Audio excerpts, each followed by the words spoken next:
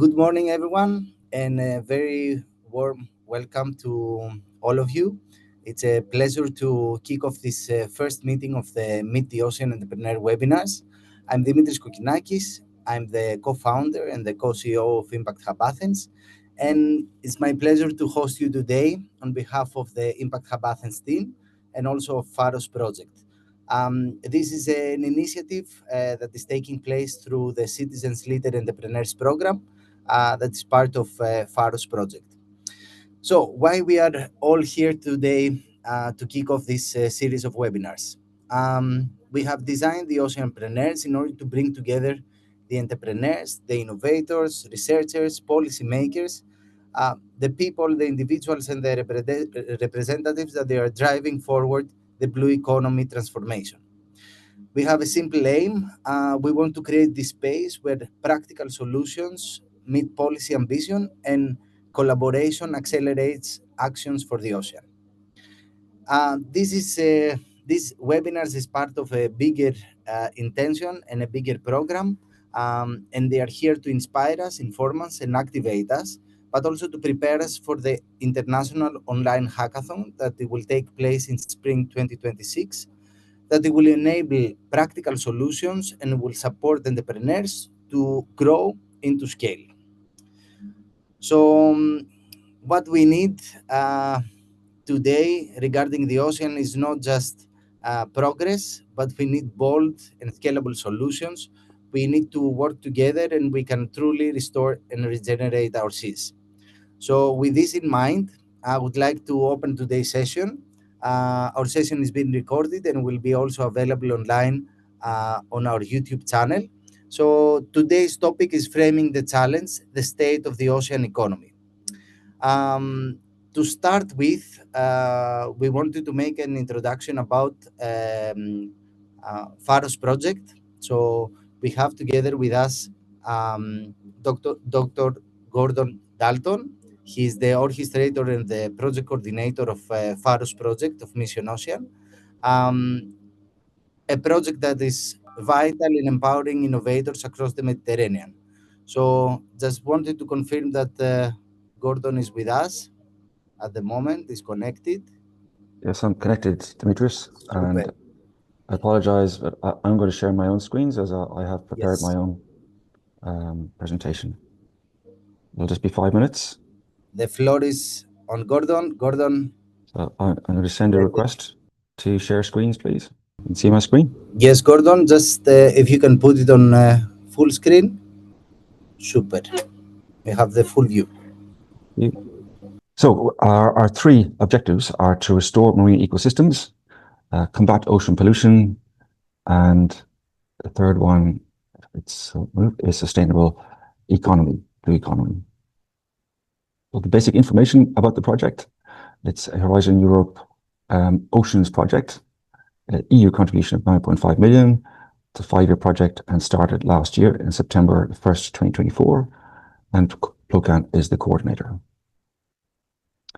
There are 24 partners, actually now 25 due to the last amendment. I won't go through all of these names, but you can see that there are a number of countries: Spain, Portugal, Italy. I've done a map here to show you the geographic spread of the countries, but we span all of Europe, east, west, north, south, with the coordinator here in Gran Canaria. We've got two main parts to the project. The first important part is our stakeholder engagement and living labs.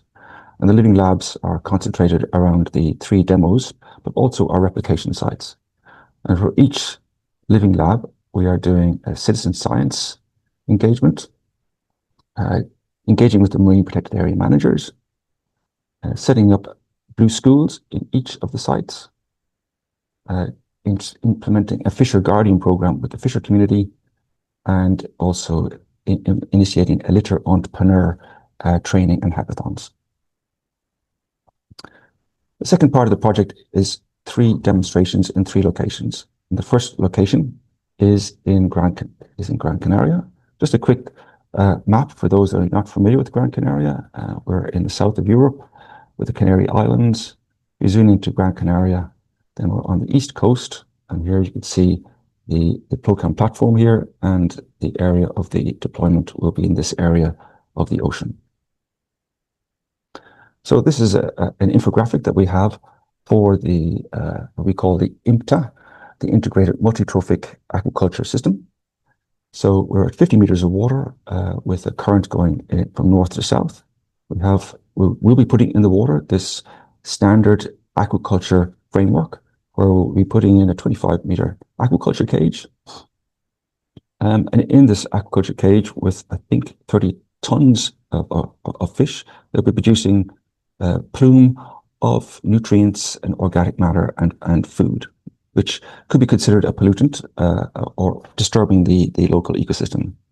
So we're going to implement a control on one side and a test on this side. By the test, we will be deploying macroalgae and abalone, both horizontally and vertically, to absorb the nutrients coming from the aquaculture fish, and then sea cucumbers underneath to also eat the food. And then further, we're going to deploy a series of artificial reefs, both in the test site, but also the control site, to further absorb and create more biodiversity and restored ecosystem. And surrounding all of this then will be rich with sensors, cameras, nutrient sensors, hydrophones, and also forgot to mention that besides the reefs in the bottom, we have these floating reefs halfway through. Then our second demonstration is in Ireland. Just quick zoom in where the demonstration is. It's in Bantry Bay in the southwest of Ireland, I think in this location here. It's led by the Bantry Bay Marine Research Station, and the objectives will be a similar IMTA with an aquaculture farm here and the seaweed farm next door to it. So it's co-located with a salmon farm to improve the water quality by absorbing nutrients, creating habitats for sequestering carbon, and finally enhancing the biodiversity. And our final demonstration is in Iceland. It's in the north of Iceland. And it's going to be in this fjord here, where we're deploying the test here, as well as in the mouth of the estuary. And you can see here that we're endeavoring to address the pink salmon invasion, which started in Russia and now has spread to Norway, to Iceland, and recently to Ireland and the United Kingdom. So we're using advanced eDNA technology developed and worked by DTU in Denmark, and also with our Icelandic colleagues. And this is a photograph of the DNA ESP sensor that they're using to detect the pink salmon as they come in, and then they'll be attempting to reduce the numbers. So thanks very much for an opportunity to present the project. I'm looking forward now to hearing of this very exciting Litter Entrepreneur webinar.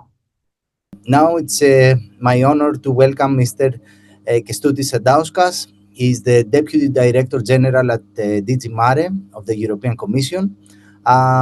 He's here with us to share the EU policy perspective on the Mission Ocean, what is the ambition of the program, but also how do we see the different collaborations that they emerge between industry, policy, our society, and the research ground. So the floor is yours, Mr. Sadauskas. Welcome to our Oceanpreneur series. Yes, hi everybody, and thanks a lot really for inviting me to the launch of this Meet the Oceanpreneur webinar series.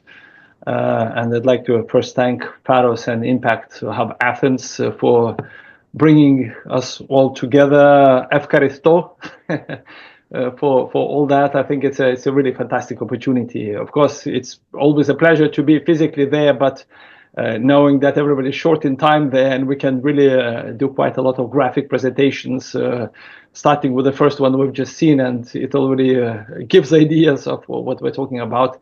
It's a very welcome opportunity. These workshops, of course, will dive into some of the big challenges and opportunities of the ocean economy, from marine litter to aquaculture, ports, ecotourism, and beyond. And it is a very promising idea to do so through real stories, practical experience, and through an open dialogue. And that's exactly the spirit that we need here. The European Union has set, under the mission Restore Our Oceans and Waters, very ambitious targets for the ocean, and Mr. Dalton has already set them out, which is the protection and restoration of degraded marine freshwater ecosystems habitats. One, prevent and eliminate pollution of our ocean, seas, and waters. Two, and make the blue economy more carbon neutral and circular. So again, ecosystems, pollution, blue economy. These are the three key priorities for us. Important is that these are not just environmental goals. They are also a massive economic opportunity. A clean, healthy, and innovative blue economy will help Europe become more competitive, more resilient, and also more attractive for investors. We are advancing fast.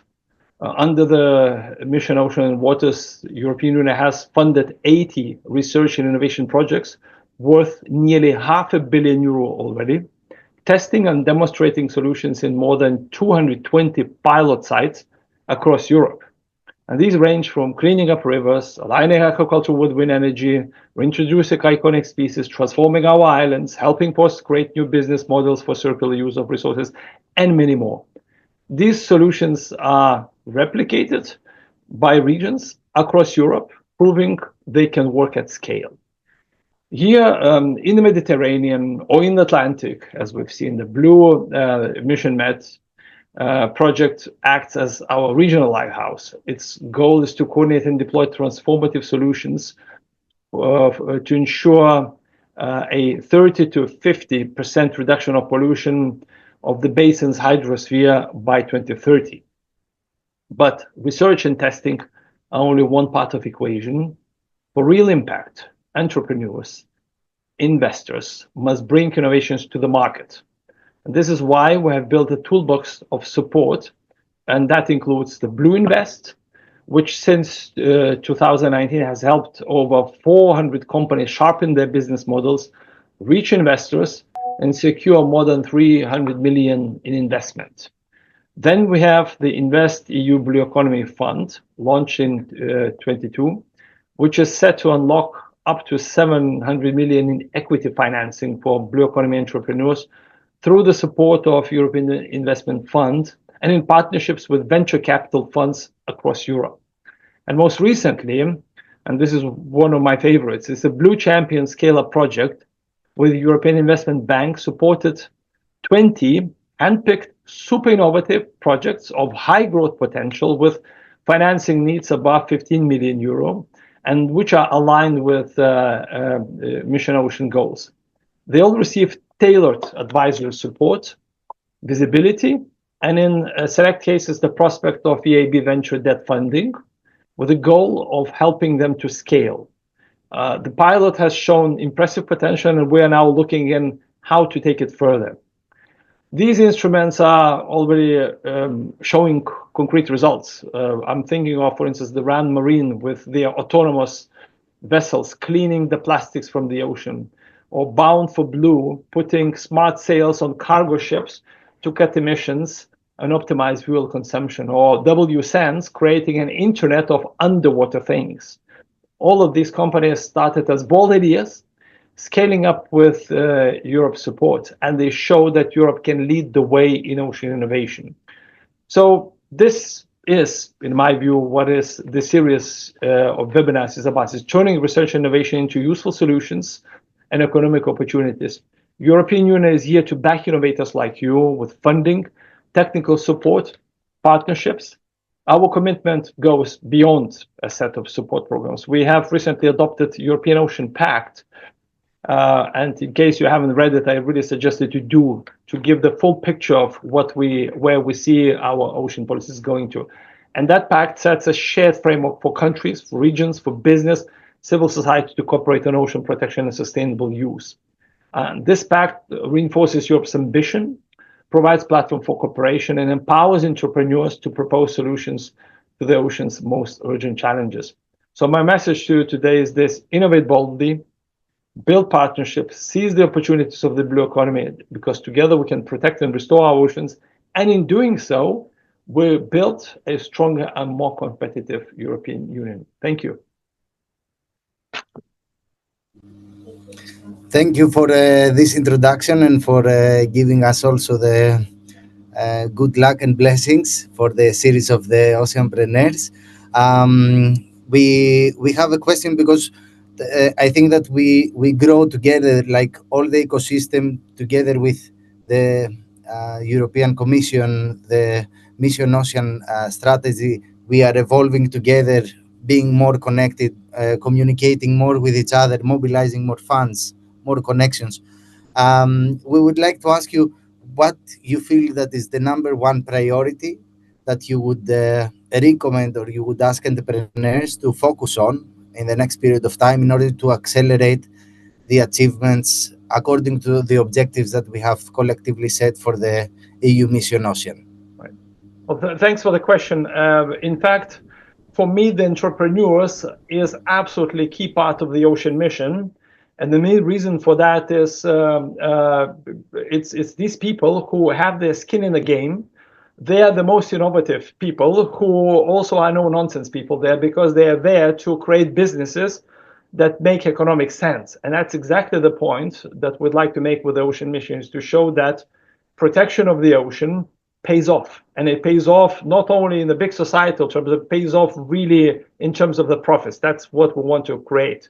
So my advice here, even though we don't have a silver bullet here, is really take a chance on sustainable blue economy. The sector is wide. There's many areas, from ocean energy to ocean observation, from algae to underwater technologies, you name it. It's a long, long list there. But make sure that you combine high growth niches with sustainability and technological progress.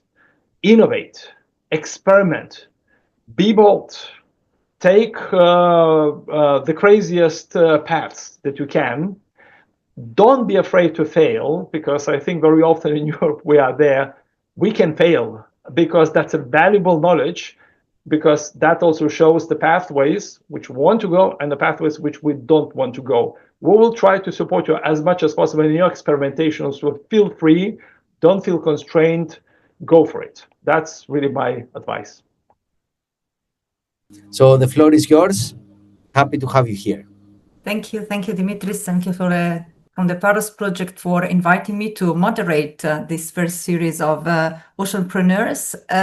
Thank you for the very inspiring words of Mr. Sadauskas today. I mean, we heard already some innovative and bold ideas, from the PHAROS Project, and I'm happy, to introduce you already the two speakers that we're going to have in our panel today. They are actually also going to bring, some bold and innovative ideas. So we're going to have today with us Lisa Simon de Grund, who is Director of Programs of the World Ocean Council, an international alliance of ocean businesses and innovation leadership connecting companies across sectors to advance corporate ocean responsibility. And then we're going to hand the floor to Henk van Dalen, Director of Oceans of the Ocean Cleanup, a non-profit organization developing and scaling technologies to rid the oceans of plastic with the aim of cleaning up to 90% of the floating ocean plastic pollution by 2040. I'll give the floor immediately to Lisa for her presentation of the World Ocean Council, and then I'm going to go ahead with our discussion. Thank you, Lisa. The floor is yours. So my name is Lisa Simon de Grund. I'm the Director of Programs at the World Ocean Council. As Stefania mentioned, we are a global cross-sectoral alliance of ocean industries uniting almost all of the maritime industries. So you can think about members like shipping or fisheries, aquaculture, finance, tourism, etc. We try to represent the whole ocean economy. And our focus is on corporate ocean responsibility. So trying to ensure that companies do not only benefit from the ocean, but that they also take responsibility for its future. Then I was asked to talk a little bit about policy. So one of our aims is to try and bring the business voice of the ocean into international policy and governance. So here you can think about things like the UN Ocean Decades, the new BBNJ agreement, but also EU blue economy strategies or regional frameworks. Next slide, please. So the most critical ocean impacts really are cumulative, and they are cross-cutting. They don't generally just affect one sector. And we do have a lot of challenges these days, thinking about climate change, but also issues with biodiversity loss, acidification, but also things like, geopolitical tensions. We have a lot of those and supply chain risks as well. So there's no single sector or a single company that can on its own resolve these challenges. Even if we have a very ambitious sector, it will not be enough to solve the problems of the ocean, and we really need synergies and economies of scale. So generally, governance is led by governments and by scientists, as it should, of course, but without business at the table, solutions can't really scale. So that's where the WC comes in as really a neutral platform where we try and be the bridge between business, science, and policy.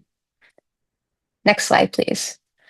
I don't see the timer, so I hope that I'm relatively on time.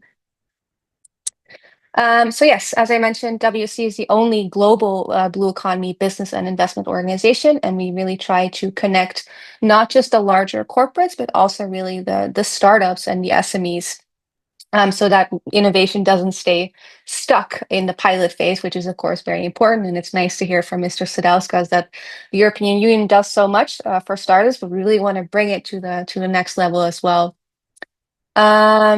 Then I would also like to mention that, of course, policy is really, it's a lever that we have, right, to reach the sustainable blue economy.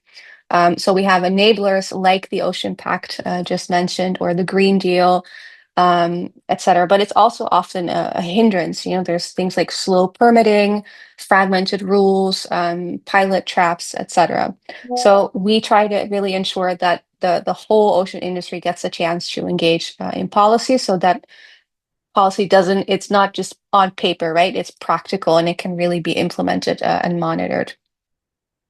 Maybe just to mention, I put on, one slide before. Sorry, I wasn't done. Yeah, just to mention, I put here a picture of our offices. So we are in the World Trade Center in Barcelona. We have a partnership with the city of Barcelona and the port, because the Barcelona is, of course, one of the global sustainable blue economy cities. So we try to promote that. Yeah, next slide.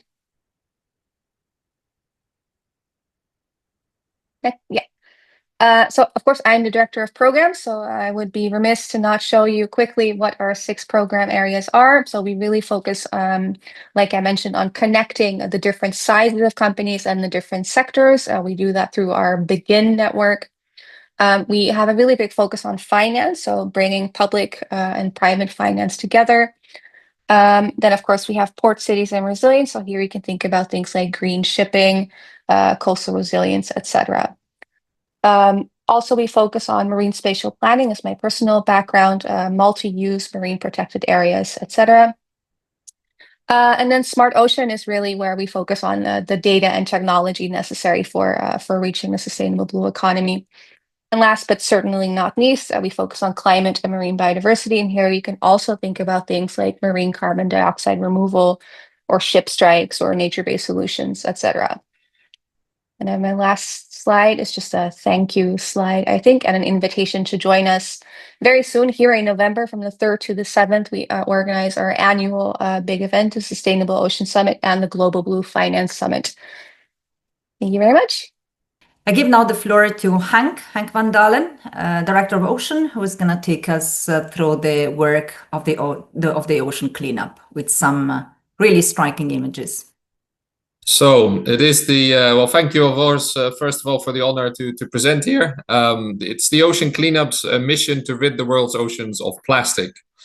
And if you go to the next slide, please, we have a twofold strategy to achieve that. So first of all, it's cleaning up the majority of the plastic floating from the rivers. If we could go to the next slide, that will give an illustration of that. So it's stopping the inflow from the rivers, which is one of the largest sources of plastic inflow into our oceans. But next to that, it's also about cleaning up the legacy of plastic, which is floating out there in the Great Pacific Garbage Patch, because that turns into microplastics and has quite a detrimental effect on the marine environment. And ultimately, it is this dual strategy which will allow us to restore the ocean health there. Next slide, please. So we are currently already operating in 18 rivers worldwide, where we've set out a list of the most 1,000 polluting rivers to intercept the plastics there, predominantly in South Asia and Central America. But we also operate out in the Great Pacific Garbage Patch, which is the area between Hawaii and California. Next slide, please. Now, the way we approach our innovation is first very much focusing on the source, the plastic problem itself, because better we understand the problem, the more we can address it, of course. We do a lot of research and publish this also to create awareness across the board, but this also allows us to do certain analysis. So we see the plastic accumulates in certain patches, we can analyze the data we have, and that allows us to design and deploy cleanup systems.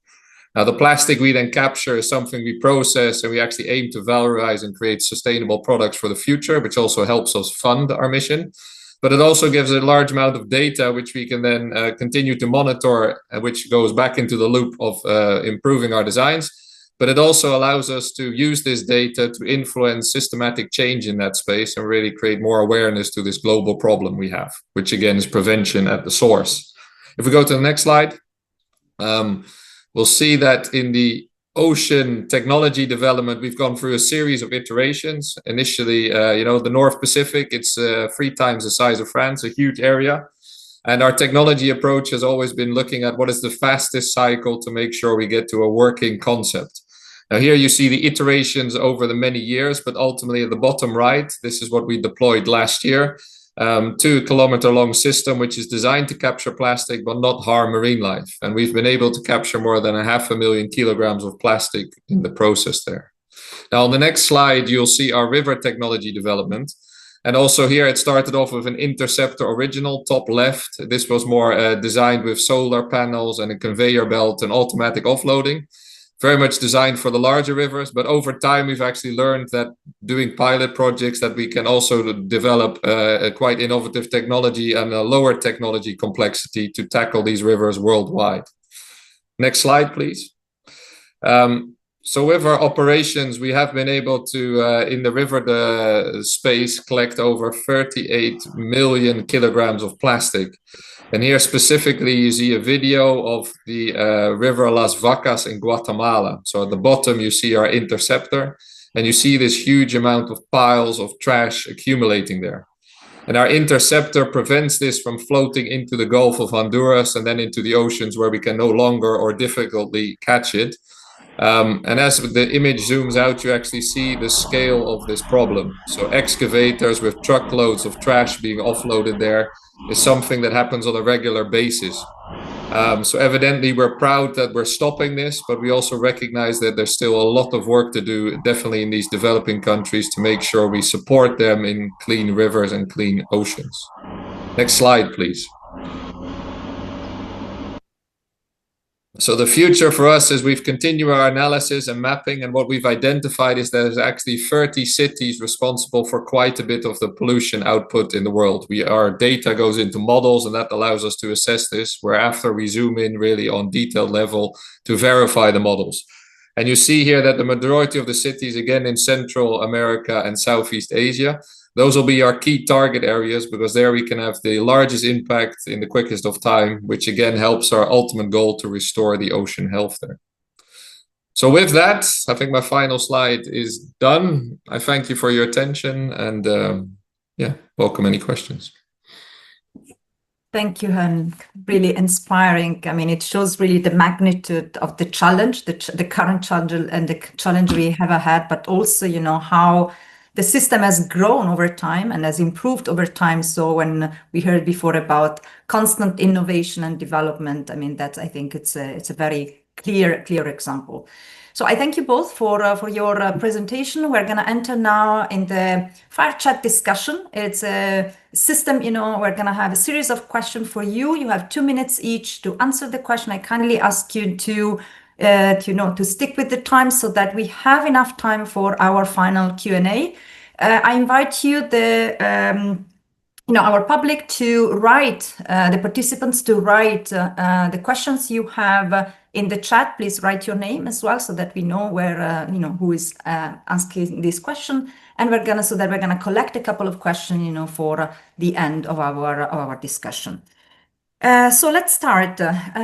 We heard about, the ocean economy as an opportunity, but at the same time as a challenge in a way. So where do you think is the ocean economy today, and where it must go in order to thrive, while at the same time contributing to ocean sustainability and ocean protection?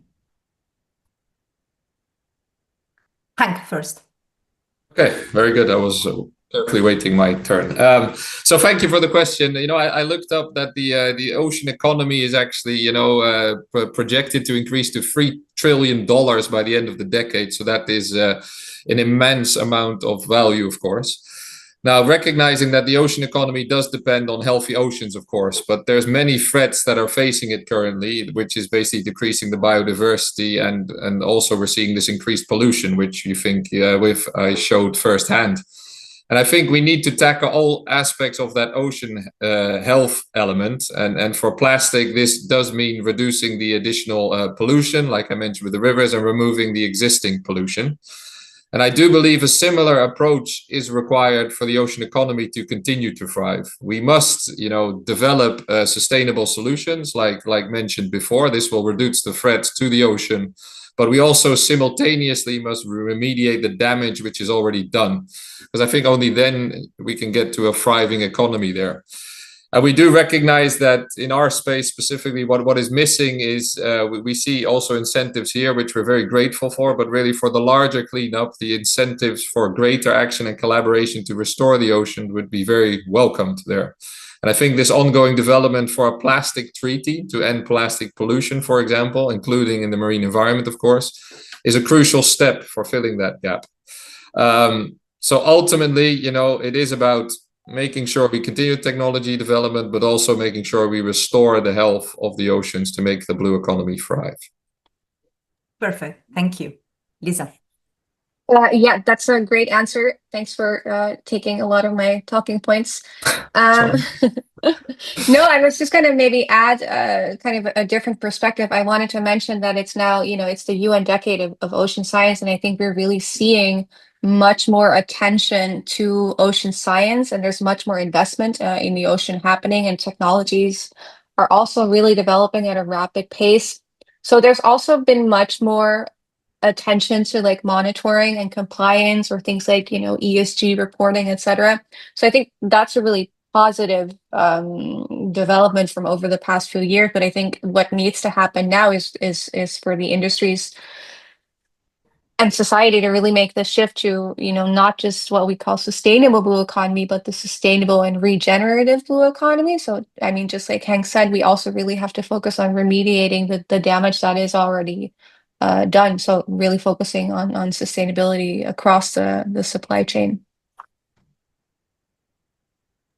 Super. I mean, that was very, very interesting. I mean, talking about sustainable and regenerative blue economy, there was something kind of a nice concept that we need to take through. I'm going to make sure that you're the first now for the second question. As you are actually an alliance of different sectors that you're trying to accompany towards ocean sustainability, looking ahead in terms of the shape of the ocean economy, which activities do you think we should prioritize in this effort of transformation, sustainability, and regeneration? Which should be reimagined and, even, stop? Yeah, I mean, obviously, I'm not going to sit here and say that any ocean sector should be stopped. Of course, that's not what all of our members would like to hear. But I think it is becoming much more obvious that the way things have been going, and kind of the traditional way, for instance, of fisheries, or even of aquaculture, of shipping, they really need to be readdressed and kind of rethought. But of course, we're always going to need shipping. We're always going to need fisheries. Ocean energy, of course, is a very big one.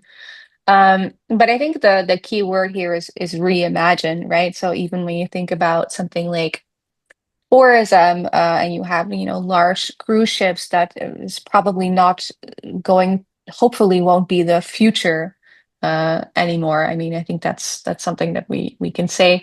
Also, aquaculture, for instance, I mean, it was mentioned before in a presentation, IMTA, we really think is the future. Also, to have these really recirculating systems. Another example could be, coastal infrastructure, where we used to build really with gray and with cement. I think now there's kind of been a systemic shift in thinking about how can we work together with nature and have these nature-based solutions and these artificial reefs that are not damaging to the sea bottom either. So I think it's, the key term really here is reimagining ocean sectors. Thank you. That's definitely a key word in terms of maybe, not stopping sectors, but having these sectors, to reinvent themselves or even, to readapt. Hank. Yes, yeah, I can't go against anything Lisa said, of course. Well done. So what sparks my mind is like in the sentence already, it must be protected at all costs, emphasizes the importance of it. It is the lifeline of our oceans and the marine ecosystem, and they drive quite a bit of the ocean economy. And what we specifically see in the areas which we operate, which I showed on the map, a large source of income and food for these millions of people that live there comes from these marine ecosystems. And that's something that, we already have solutions for this, like we're showing you, but we actually, more support, whether it's via regulations or scaling with existing solutions, can create that impact. Because we see, for example, specifically with the plastic pollution, which is, of course, our focus area, is, the harm it does on the wildlife, coral reefs, mangroves, the overall health of the ocean itself. Even countries which depend on tourism, for example, I don't think it's a secret that in Bali, people always come back and are shocked by the amount of plastic which is washing around there. We really need to bring this further. So protecting at all costs, 100%, and reimagining that part, I think I would also heavily endorse. There's a lot of sustainable solutions already out there. Lisa mentioned a few already in certain sectors. And if we could actually lift this and scale this to a level, we can have a credible impact. You also mentioned which should we consider leaving behind. The first thing I thought they're leaving behind is actually nature as it should be. So the areas where we are doing well, let's definitely make sure they keep doing well and leave behind healthy oceans. But yeah, reimagine the areas where we need to do better and take action to do so. Thank you. Very inspiring. And talking about reinventing the area, the recent BBNJ, I mean, it's the treaty that with 60 countries ratifying has recently reached its threshold, to enter into force by January 2026, will make an effort in sustainably manage, areas beyond national jurisdiction. So kind of balancing the interest of different economic sectors while protecting marine biodiversity. How does your organization see this framework, and how can we make it really effective in that context? Lisa. Sorry, Hank. Yeah, it's my turn again.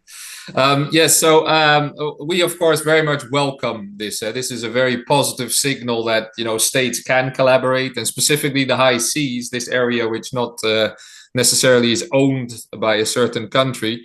It is great to see that the importance of that is recognized. So we definitely see this as a significant positive step forward in protecting marine biodiversity. In that space, the plastic pollution is seldom discussed in relation to these marine protected areas when we do go to the more global area. And we do see specifically that, again, this plastic problem doesn't look at country boundaries as such. So actually people collaborating, coming together to do this is a very great thing. And we do believe that coming back to this plastic treaty element, which has of course been in the news and is making progress, but not yet quite hitting home as we would like it to, is one of these great initiatives which can help actually beat the threat against biodiversity by thinking about this no borders type of approach.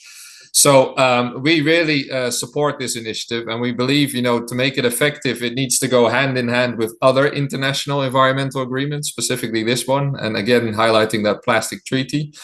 And then we can also consider measures there which we enforce and endorse more to be implemented to solve this global problem.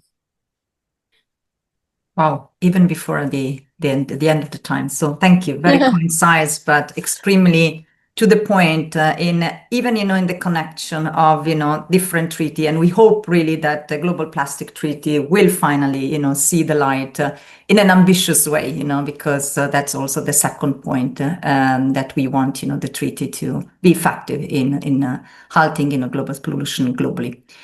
Lisa. Yeah, once again, I think Hank made some really great points that I won't repeat, but maybe, global policy is a really slow-moving beast, right? You see it with the Plastics Treaty, you see it with the BBNJ agreement, but maybe it's important to also kind of not lose sight of other important policy and regulations. There's national regulations that we can develop, sectoral or even local. So it's not just about the big global kind of attention grabbing policy documents, but there's also other levels of policy that we can influence. And of course, I will make the point again that it's really important to involve the industry also in the implementation of such large agreements to make sure that, they are also, what's the word, implementable, basically realistic, and that we can really monitor that everyone complies with the rules. Yeah, absolutely. Fair point on this. And I agree with you. I mean, even with the global treaty, the global plastic treaty, there is now a current discussion on, even regional, approaches or agreements that can help, the treaty to move ahead, because at the end of the time, they are going to have to be implemented regionally and locally at the same time. Yeah, exactly. As we know, we have heard it today. I mean, technology will play a big role and can help really in boosting and reshaping the ocean economy. How can, according to you, even do better? I mean, how can really data and technology plays a key role, and a positive key role in reshaping the way we manage the ocean? Lisa. Yeah, my turn. I think this is a really, really interesting question, and I will use it to highlight one of our programs. So for us, we really have a big focus on ocean data and what we call voluntary ocean data collection and data sharing. So in our program SOSI, we try to encourage those industries that have either vessels in the ocean or that have infrastructure to collect data of the ocean. That could be, even just the temperature or the salinity or marine mammal sightings or plastic sightings, and to collect this and then to share this with global ocean data observation programs. So this is just one of the ways in which we really try to emphasize the importance of ocean data and, of course, technology innovation. Thank you. Absolutely. Yeah. I mean, they can play a big role in moving ahead, ocean conservation and monitoring the progress of ocean conservation and identifying also, challenges, which was something that also Hank pointed out in his presentation. So while you already showed, how you're using, monitoring and even, to identify, what are the next steps, what are the next priorities, what are the next key rivers. So Hank, according to you. Yes. Yeah, thank you. So for us, evidently, it plays a very important role. It allows us to create solutions and verify if they're making impact. On the other hand, it also helps us to bring awareness to the problem and make sure we can influence decision making also in the global space there. So these are all very powerful tools. And one of the things we have, it's a tool we called ADIS. It's an automated detection camera of plastic. It can actually go on commercial vessels. It's been endorsed by the UN Ocean Decade, and the ultimate ambition we have is if we can outfit this on commercial vessels which are traveling anyway across the globe, we get a very interactive heat map with real-time data of where the plastic is in the ocean and helping us again to create this visibility part and making it all useful for insights and decision making. And it is specifically this type of technology that can help monitor, collect the data, and if we scale it, that's really the insights you can provide at a level specifically for plastic pollution here to inform better and more stringent policies to tackle the problem. And next to that, there was also the part where this citizen science was mentioned here. We've also been utilizing that quite a bit for operations. And recently, during a sailing event in the North Pacific, we could communicate and engage with the community there, get these ADIS cameras on board of certain sailing vessels sailing through that Great Pacific Garbage Patch. Yeah, this is extremely valuable for us as an organization to tackle the problem, but also to create that database and insightful, set of data and modeling that we really can show how this can grow to a global scale and hopefully then influence right decision making, because the problem is real. Sometimes the data is not comprehensive enough. Thank you. Thank you. Absolutely fair point. And how to use actually more, to bring in, citizens in also the technological development and in data gathering. I have a final question. I'm mindful, of the time that is running, and I ask participants to stay with us at least at least 10 minutes more to have time, for some final question. Just a quick point. Investments was something that was already mentioned. You mentioned it, Hank, in your ask. Also, the fact that you need really, an investment. You need finance on your side. From your perspective, what are the most promising approach, to financing ocean regeneration? I can't really to be extremely, like a flash question, like a flash answer. Sorry. Yeah, so what we do see is that the traditional financing is not sufficient at this moment. We need to work more in collaboration with the private sector industry for additional finance. Though we do see with so many challenges and sectors of the ocean economy, there's no silver bullet or solution for the approach yet. On the one hand, we do see novel financial instruments, for example, the impact or outcome-based financing opportunities there are. And we do think particularly for a project like the ocean cleanup, this could probably be the biggest gain for us, where we take the environment as, a key stakeholder. We create incentives around that, and then we can scale and flourish in this environment. So we hope to see more of those type of initiatives. Lisa. Yeah, great answer. I would just like to add, I mean, of course, the situation as it is now when it comes to investment in the ocean, it is still very fragmented, right? And I think absolutely Henk is correct that we need this type of blended finance, so mixing public with the private financing. But I do think there's now really much more of a clear idea that, as Mr. Stanauskas said it, the protection of the ocean pays off, right? So there's really a lot of attention now, and wallets are opening. Maybe just interesting things to mention, of course, ESG reporting and ESG demand. This is where investors are really looking, for instance, for investing in companies. But you also have these up and coming voluntary markets. So, things like nature credits, carbon credits, etc. So a lot of interesting things are happening in finance for the sustainable blue economy. And again, please join us in November for the Global Blue Finance Summit in Barcelona. Thank you. Yes, absolutely. So I'm collecting a couple of final questions. So first a question for you, Hank. I mean, we saw these impressive images of waste. In the course of your work over the years, it seems that cities are, the most responsible in terms of, you identified, certain rivers, certain priority areas. What do you think is the actual problem? I mean, why do we have all this massive amount of plastic waste? And I touch it here to the second question that come, from another participant. How can you make sure that this does not, enter again, upstream, from illegal, landfills, or that it does not continue in a way? Yes, a very good question. So, I think if we look at the global plastic problem, in essence, plastic is not as such a bad product. It does great things. However, it started with a not circular type of philosophy around it, and that has evolved into something that we're now trying to clean up. But actually, in the developing countries, which don't have an established waste management system at times, they're really facing the part here. So I think overall, all these initiatives about the waste approach we're doing, everything from reducing to reusing to recycling, all that is absolutely necessary to solve this. And I think, why is the pile so huge now? I can speculate about a lot of problems there, but of course, a lot of it's driven by economic growth that we want to achieve. And we do consider that more important than the environment in decision making. And I think that has created a world we now live in. I could go much deeper into that, but I'll probably park that there. So that's definitely in the developing countries what we see as a huge problem.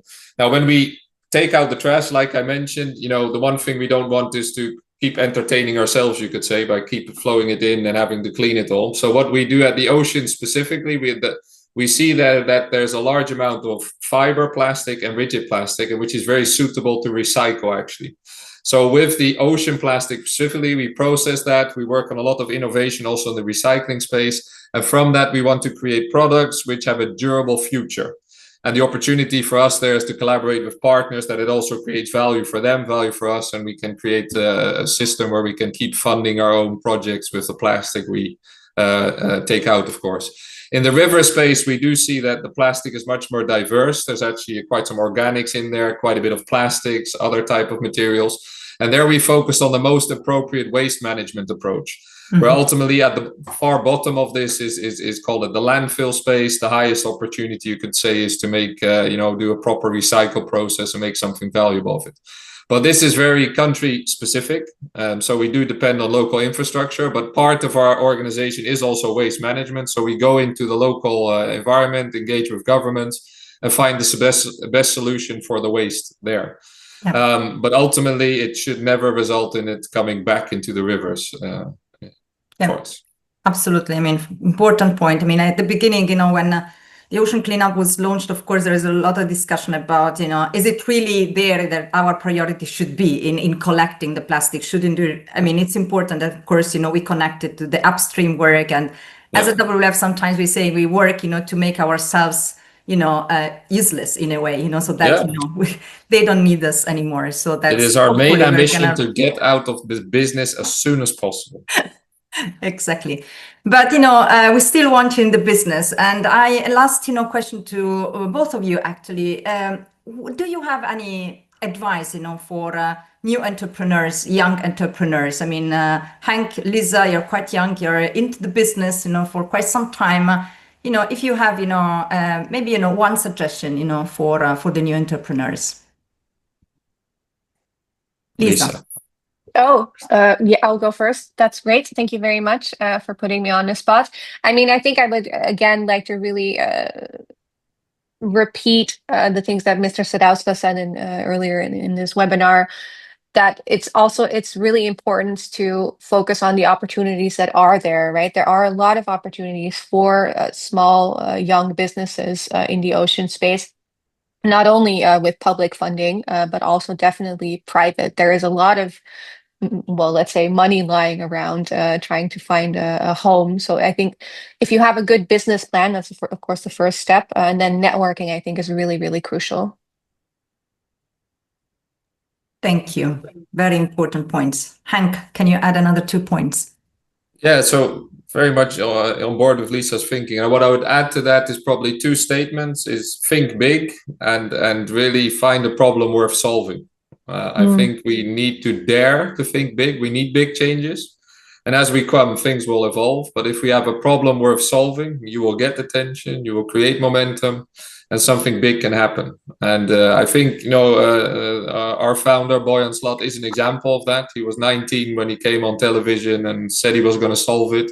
And if you look at what he said then, it's completely different now. But the thinking big and having a relevant problem really got us as far as we are today.